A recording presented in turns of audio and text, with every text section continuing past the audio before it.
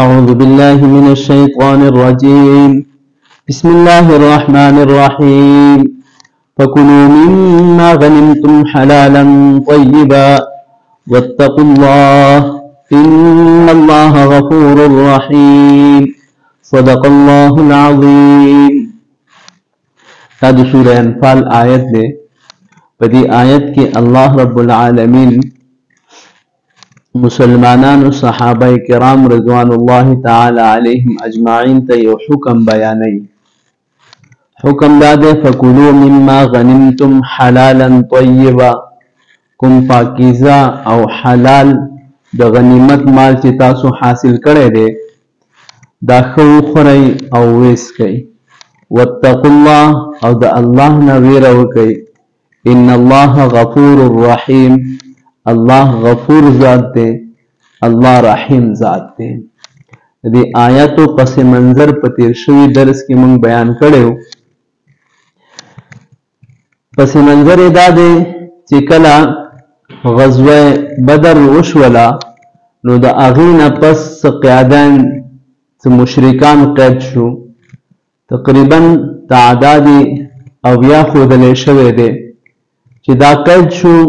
د قید نه پس رسول الله صلی الله علیه وسلم صحابه کرام رضوان الله تعالی علیهم اجمعین را جمع کړل او د دې قیدیانو په متعلق د دې نه مشوره واخیستله. بعضو صحابه او بالخصوص حضرت عمر رضی الله تعالی عنه رای داوا چې دا قیدیان دا د قتل کړلی شي او د حضور پاک صلی الله علیه وسلم نور یارانو بالخصوص د سیدنا صدیق اکبر رضی الله تعالی عنه رای داوا په مشوره کې چې د دې قیادانو نه د فدیه واخیستلی شي او دوی دې آزاد کړلی شي. رسول الله صلی الله علیه وسلم د حضرت عمر رضی الله تعالی د حضرت ابوبکر صدیق رضی الله تعالی عنه پر رای باندې عمل وکړلو او حکم دا نافذ شلو چې قیادانو نه د فدیه واخیستلی شي او دوی دې آزاد کړي. د الله تعالی چاهت داو لکه څنګه چې د سیدنا عمر رضی الله تعالی عنه رای وه، خو چونکې مشوره وشوله او په مشورې کې د رسول الله صلی الله علیه وسلم حکم دا نافذ کړلی شو چې د قیادانو نه د فدیه واخیستلی شي او دوی دې آزاد کړلی شي. الله تبارک و تعالی د دې حکم د نفاذ نه پس آیت نازل کړو چې ما کان لنبی ان یکون له اسرا، د نبی په لاس کې او د نبی په قدرت کې قیادیان نه دي پکار حتی یسخن فی الارض، تر د دې پورې چې په ځمکه او په ملک کې ښه سمه خونریزي ونه شي. تريدون عرض الدنیا، تاسو د دنیا مال او متاع غواړئ. والله یرید الاخره، او الله رب ذوالجلال خو ستاسو دپاره آخرت خوښوي. مطلب دا دی چې د رسول الله صلی الله علیه وسلم د حکم د نافذ کېدلو نه پس د الله تعالی دا آیت نازلېدلو مقصد داو چې کوم قیدین تاسو نیولي دا قیدین دي د حضرت عمر رضی الله تعالی عنه د رای په مطابق باندې قتل کړی شوي وي. او دا چې کوم آیاتونه دي دا آیات دا درېونه آیاتونه د دې نه پس لولا کتاب من الله سبق لمسکم فيما اخذتم عذاب عظیم، که چیرې د الله تعالی دا حکم او دا خبره لیکل شوی نه وي نو په تاسو باندې به د الله تعالی یو عذاب هم راغلی وي. بعض مفسرینو لیکلي دي چې د الله تعالی کومه خبره لیکل شوې ده، نو بعض فرمایي چې د الله تعالی لیکل شوې خبره خو یوه دا ده چې د نبی علیه السلام په موجودګۍ کې به چې په کوم علاقه کې نبی علیه السلام په کوم ځای کې چې نبی علیه السلام وي په هغه ځای باندې د الله عذاب نه راځي. نو الله د الله رسول په دې قوم کې موجود وو، د دې د وجې الله تبارک و تعالی په دې باندې عذاب راونه لېږلو. دویمه خبره دا ده چې کله په مشوره کې دا خبره طی شوله نو اگر چې الله تعالی ته دا خبره خوښه نه وه، د الله تعالی مرضی دا و چې دا قیدین دې قتل کړلی شي، خو خبره په مشوره کې طے شوې ده. الله تعالی د مشورې اهمیت د کې خوسته د اهمیت ساتلو لپاره فرمایل فکلوا مما غنمتم حلالا طیبا چې تاسو دا مال خورئ دا تاسو د لپاره حلال دی، دا تاسو د لپاره پاکیزه دی، خورئ او څکئ. نو زما ورونو عزیزانو د مشورې ډیر زیات اهمیت دی. رسول الله صلی الله علیه وسلم باندې په وخت او په خبره به الله تعالی وحی نازلې کړه او په هر خبره کې به الله تعالی د رسول الله صلی الله علیه وسلم رهنمایي کوله. دا الله رسول ته د چا د مشورې بالکل هیڅ ضرورت نه و، لیکن د دینه باوجود هم الله تبارک وتعالی د الله د رسول امت ته یو پیغام دا ورکړي، خپل رسول مخاطب کوي وشاورهم فی الامر چې تاسو د صحابه سره مشوره کوئ.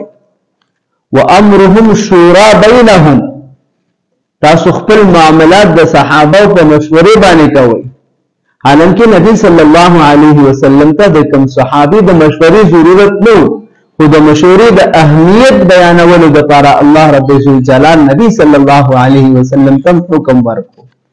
زما ورونو عزیزانو زمونږ د پاره پکار دي چې په هر معامله کې منګه د خپل خیرخواو سره مشوره وکړو.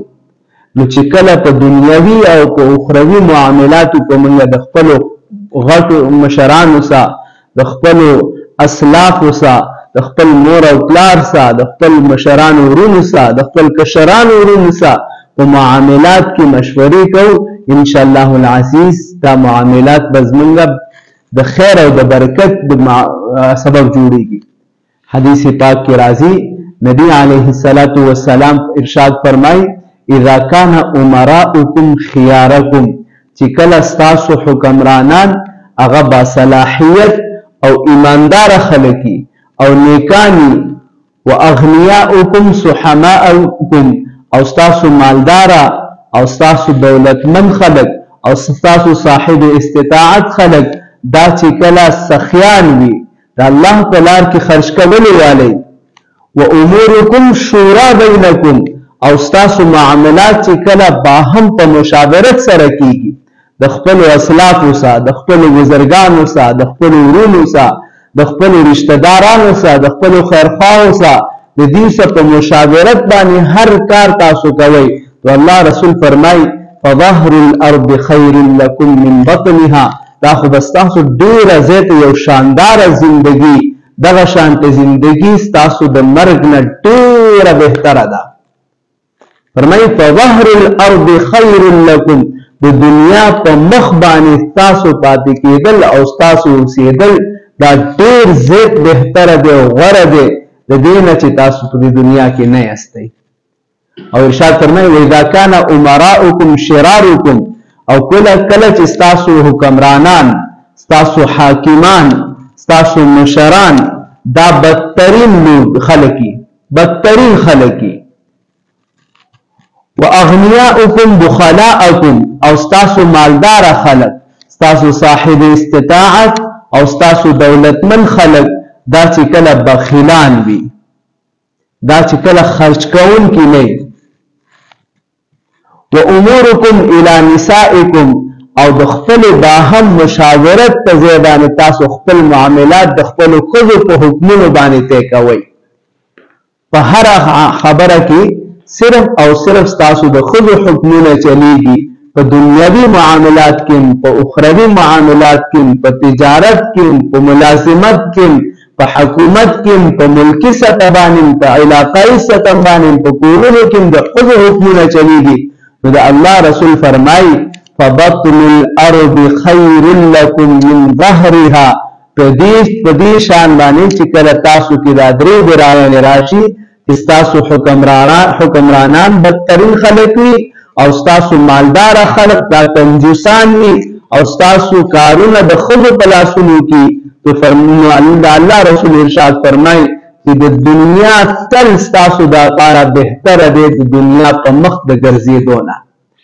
زما ورونو عزیزانو په دې حدیث کې موږ دا معلومي دا موږ خبره ملاويږي چې موږ او تاسو خپل معاملات په مشورې سره کوو. ما مخکې دا خبره وکړه چې ګوره د رسول الله صلی الله علیه وسلم ته د مشورې ضرورت نه و، خو د دې نه باوجود هم د الله رسول د صحابو سره مشوره کوي. یعنې په د الله رسول به د الله د طرف نه وحی راتلله او په کارونو کې به الله تعالی رهنمایي کوله، خو به صحابه سره مشورې کوي. د صحابه ته د مشورې اهمیت بیانې مقصد. الله پاک دې موږ او تاسو ته په دې خبرو باندې د عمل کولو توفیق راکړي او باهم معاملات کې دې موږ او تاسو د خپلو مشرانو سره د خپلو اسلافو سره د خپلو علما سره د مشورې کولو توفیق راکړي. آخر دعوانا ان الحمد لله رب العالمين.